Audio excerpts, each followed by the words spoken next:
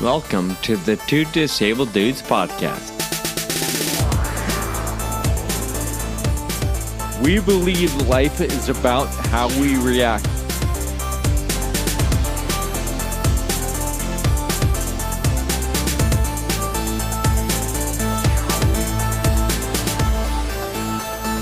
All right, here we go. Thanks for tuning in today. My name is Sean, and we're glad you're listening. Hey, we want to make sure you know about Rare Disease Day. We're just a week away.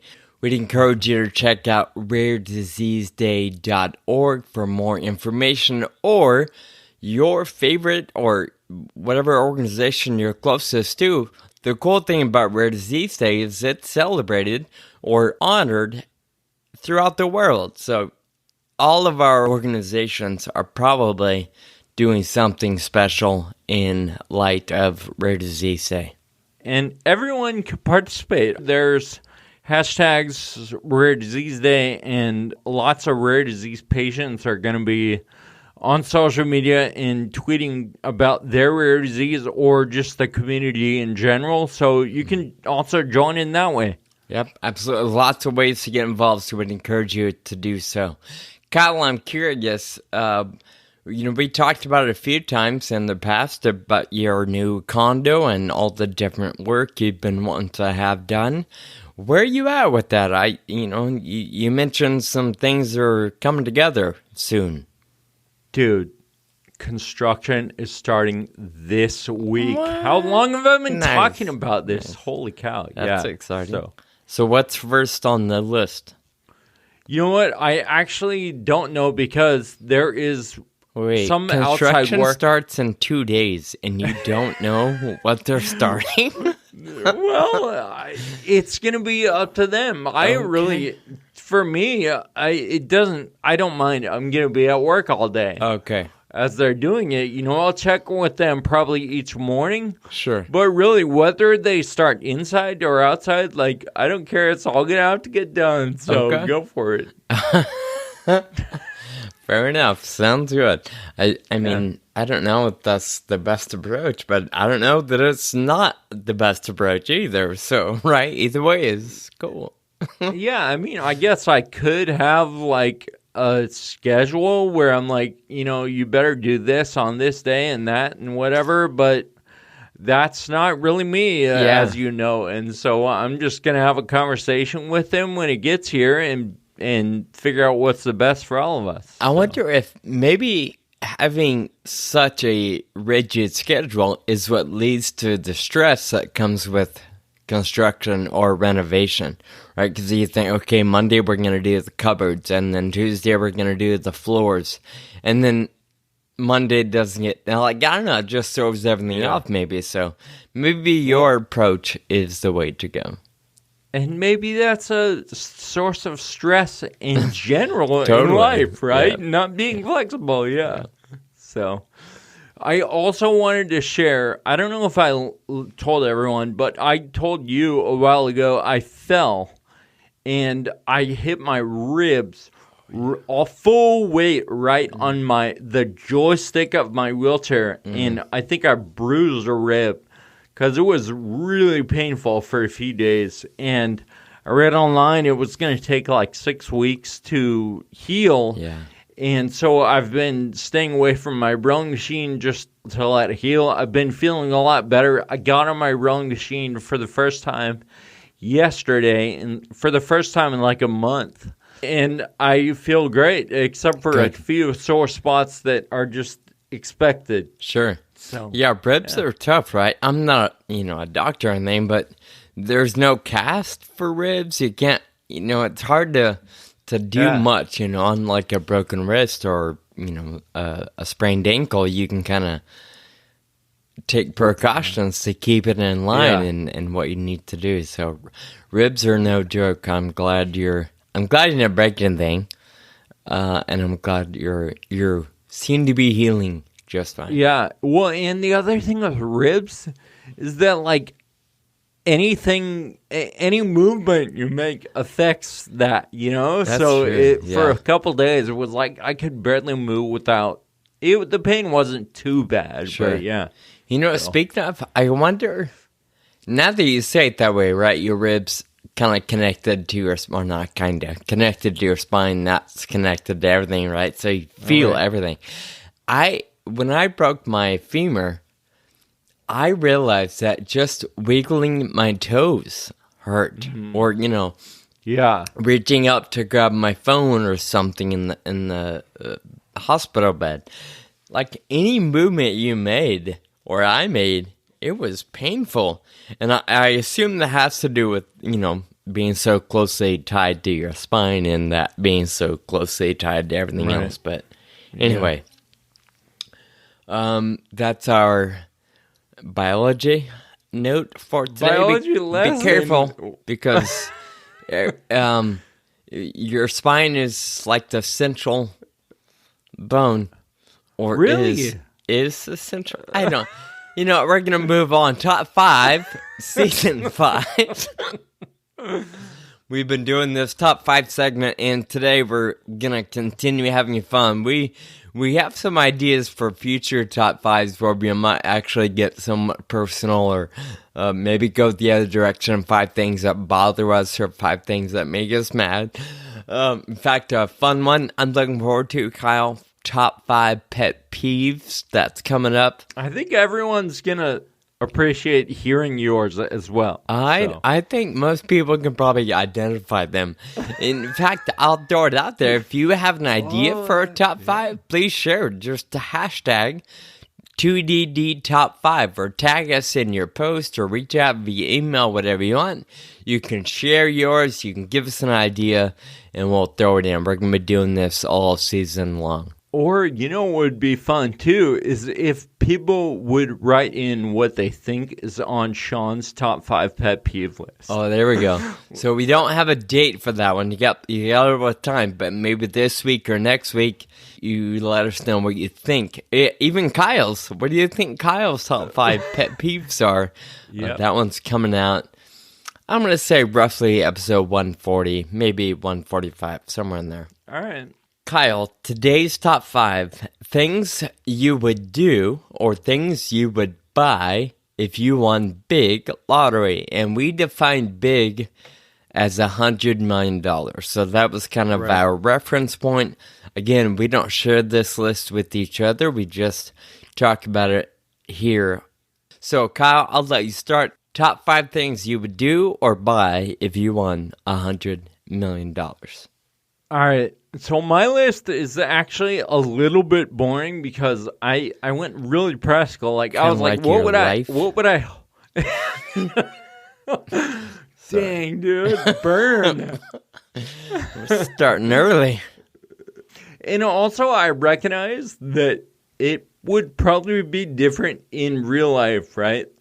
Sure. Everything changes when that happens. Probably. Yeah, it's easy to say you would save all the puppies in the world, and then when you have the money, you're like, who cares about the puppies? Yeah, exactly. Anyway. So the first thing I would do, if I had $100 million, I would put away $50 million of it. So that would be like growing, right? Yeah. In the stock market or whatever, or mutual funds or whatever it is. So that's pretty boring. But it's got to last, right? Yeah. So I would take half of it. The next step would be, I hope I would sit down with Farah and with some of the board directors and the leadership at Farah, Jan Farmer, Ron Bartek, and be like, all right, I just won $100 million. How can I prioritize, however much of it to do what we need to do in the next however long? Mm-hmm. It's a big thing. Yeah. So my next 3 are a little more fun. I would buy a really sweet, accessible van. Okay. Wow. Like, when you say sweet, do you mean like raked and with flames painted on the side, or I've defined sweet? No, like leather seats. Okay. Really nice, whatever, sound system, navigation, Like kind of an old school van conversion where there were TVs and luxury seats all throughout. Those are pretty cool. I think so. All right. Yeah.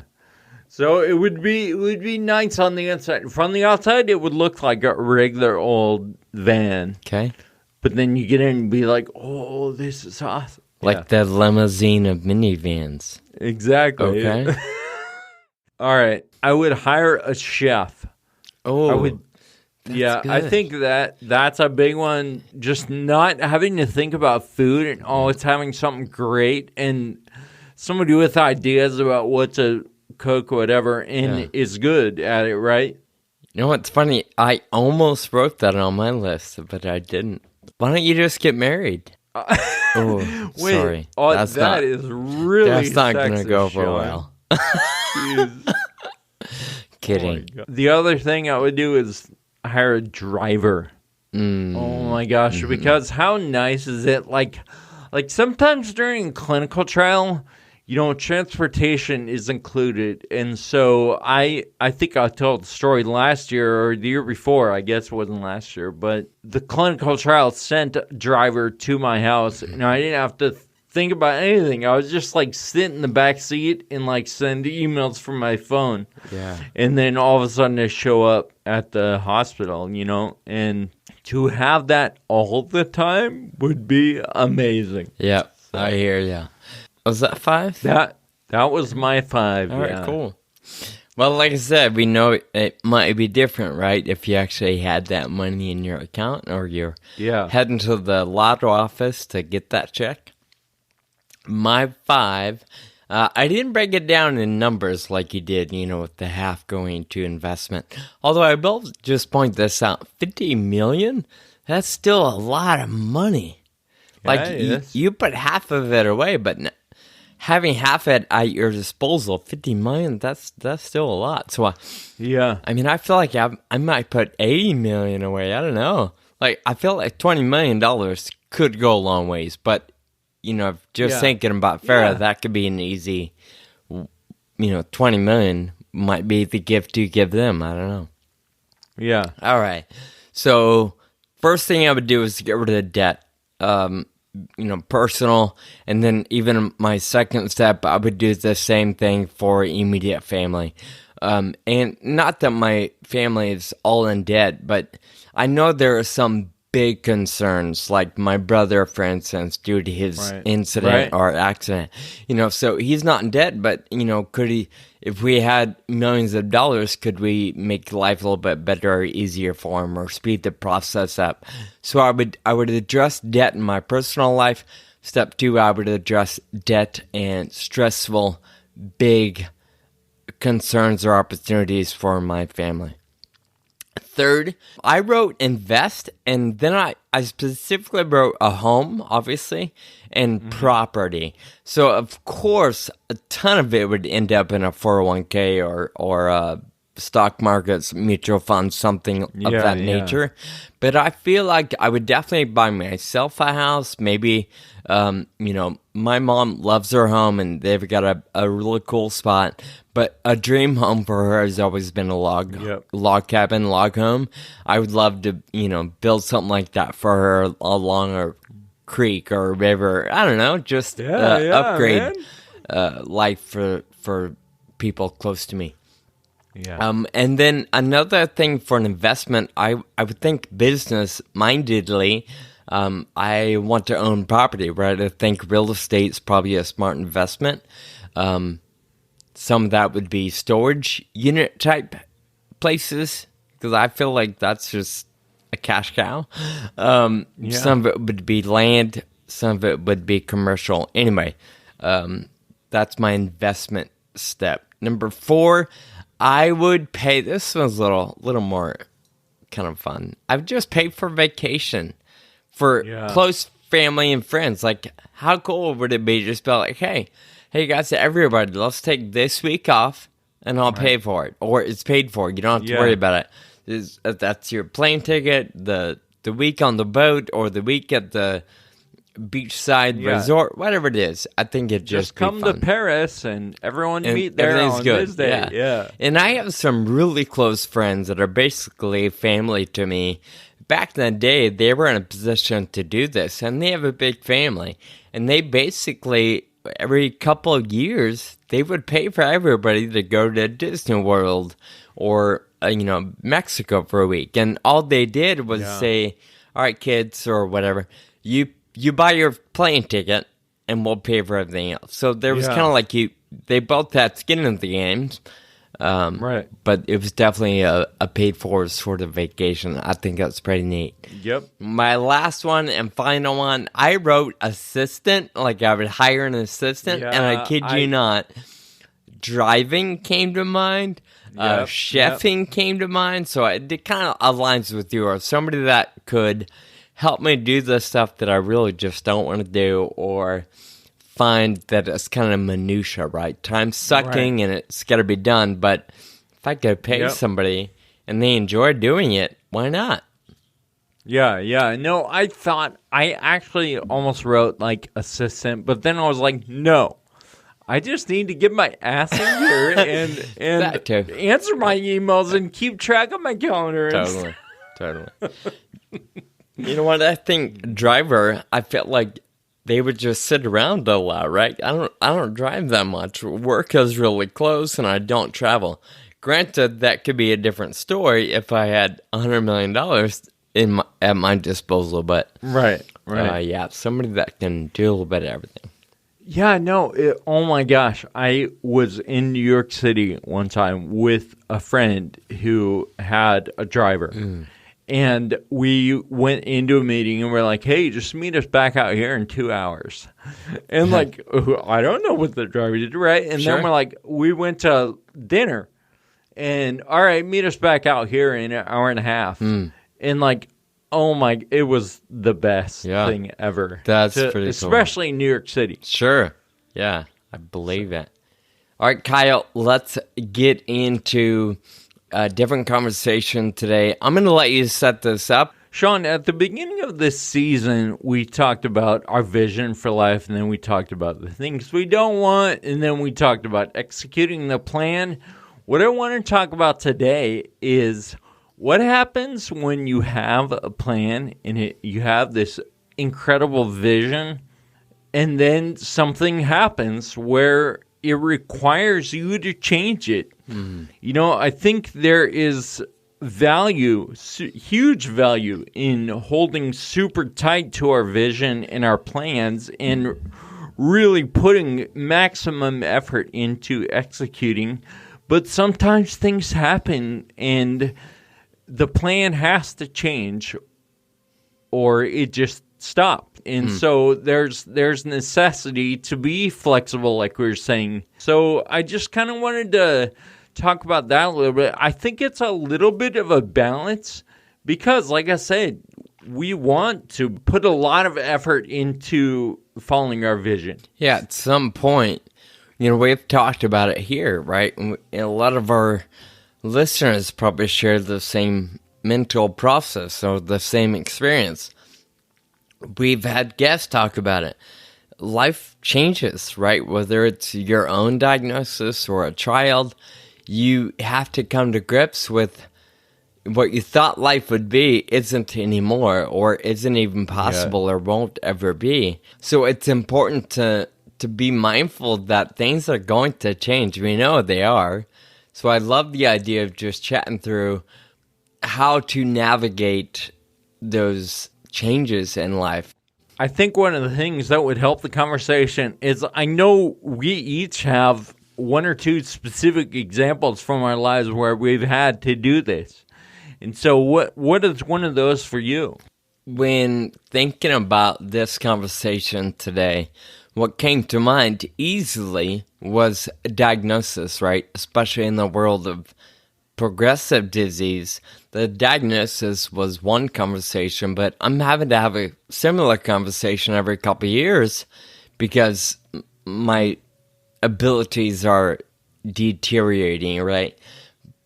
And I know a lot of our listeners can relate, but I didn't necessarily want to focus on the transitions into a wheelchair or coming to terms with not being able to run in a marathon or things like that.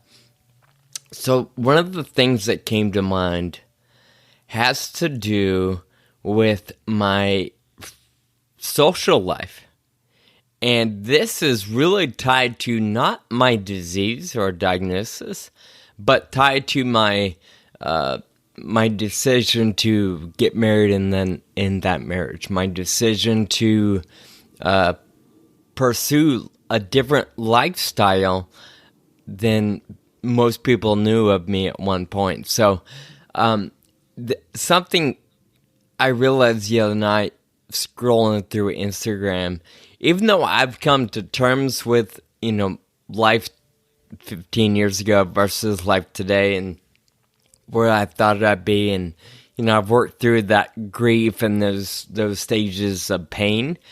Right. I realized that there's still a sense of,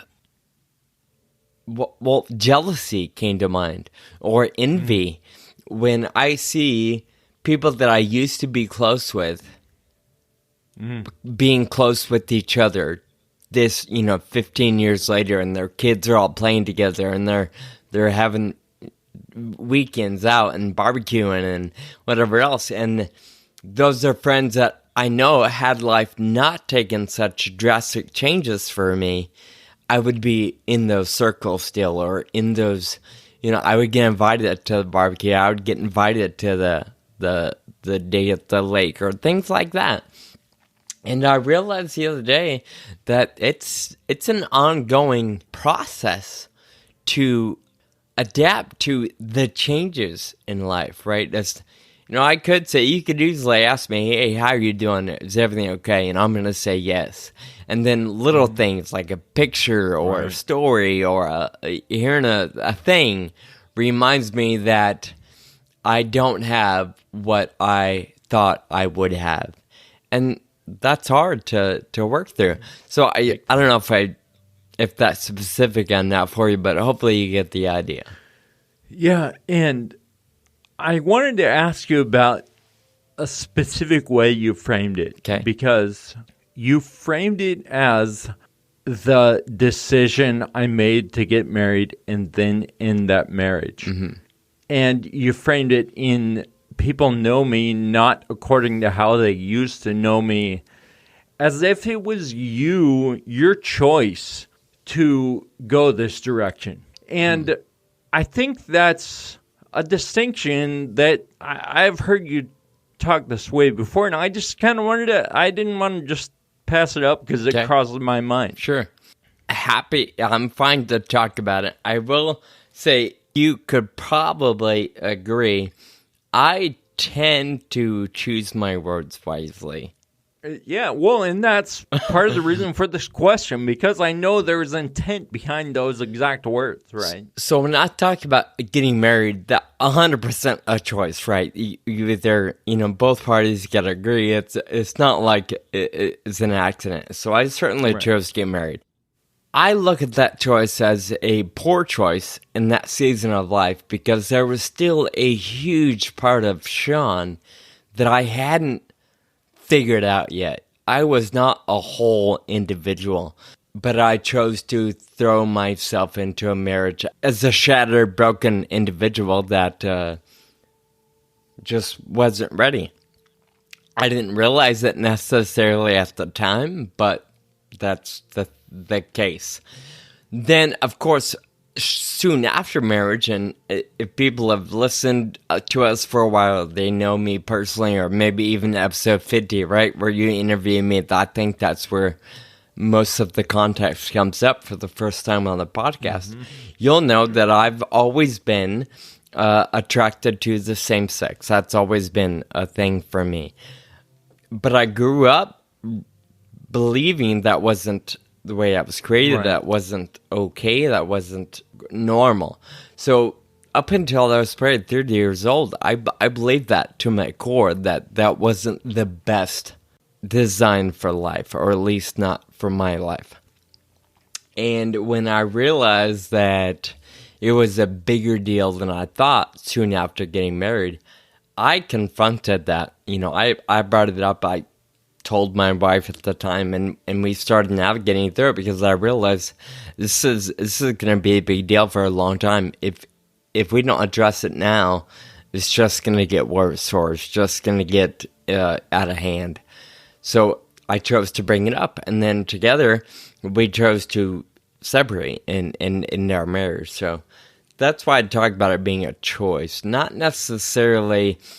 When we talk about sexuality, and now we're taking this podcast on another realm. I'm sorry, but I don't personally believe that I woke up one day and chose to be attracted to guys. I 100% hate that theory, and I just don't agree with it. Now, I do struggle with the choice or the ability to choose to pursue it or not. Like, that I do believe is somewhat in my power, right, or in my control. But I didn't wake up one Saturday morning and say, you know what, never mind, forget the vagina, I'm going for the penis. I'm just being straight up and honest. All right. So, and we can save that for a whole nother conversation. Yeah. But that's where I'm at when you talk about choice or not.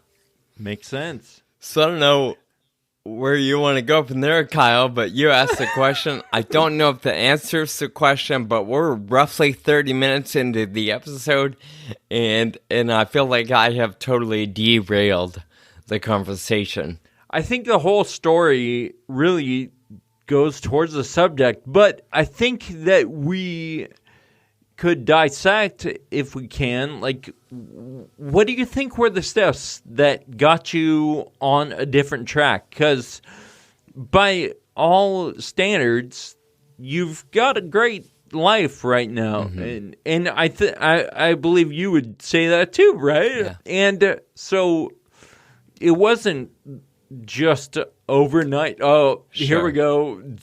Gonna be different. So what was kind of the steps to get there? Some of the big things that come to mind. You guys, we're just getting cooking with this conversation, so we split this episode into 2 parts. If you want to hear Sean's answer and the rest of the conversation, check out part 2 on your podcast app or on our website. See you there.